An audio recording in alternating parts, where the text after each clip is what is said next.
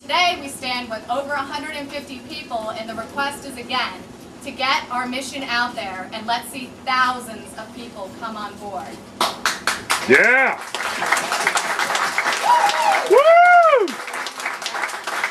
The first objective of making sure that we retain the area of critical concern and ensuring that we're not an extension of South Florida is that we are reaching out to state representatives, local representatives, environmentalists, preservationists, and average citizens who do not want to see the Keys change. We will continue to see this brought up time and time again unless we continue to fight the good fight.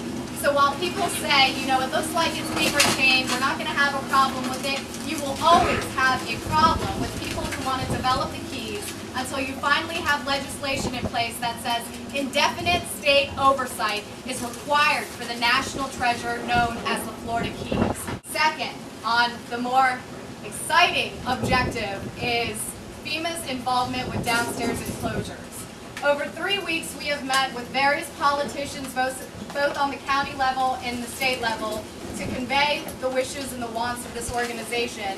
And time again we've heard, you know, this battle has already been fought, you know, we're already into the pilot, and I continuously tell them that we're going to fight it, and we're going to fight it again, and we're going to fight it again until the policy is corrected.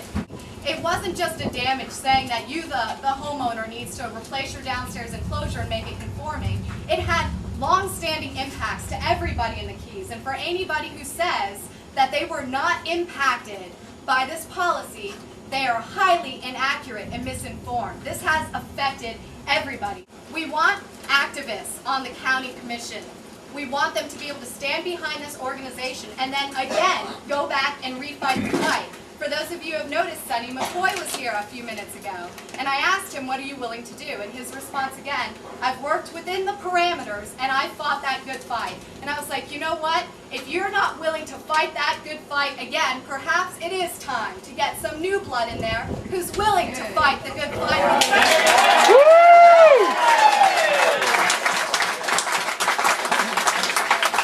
We have decided that we are going to elevate this campaign not just from the local level, but we're taking it to the state level and the federal level. And that's when we're going to go through the stories of all the people who are here today. But we have to work as a unit. For those of you who have been in other political organizations, you know the importance of being cohesive and being synergized. That when we create letters and we ask you to email them out, you need to hit that send button so that when a new legislator, a representative from FEMA opens their mailbox, they know Monroe County is not happy.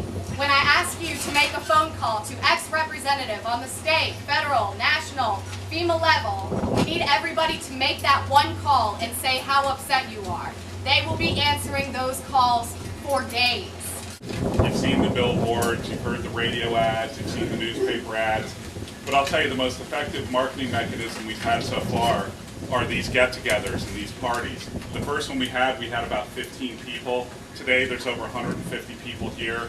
We've seen the registration at citizensnotserfs.com go through the roof. We're really excited about that. The next part of the campaign, though, is the most important part of the campaign, because you can talk all day about policy and, you know, grandfather clauses and, you know, things like that, and home permits and house sales and what's right and what's wrong. Policy's kind of boring.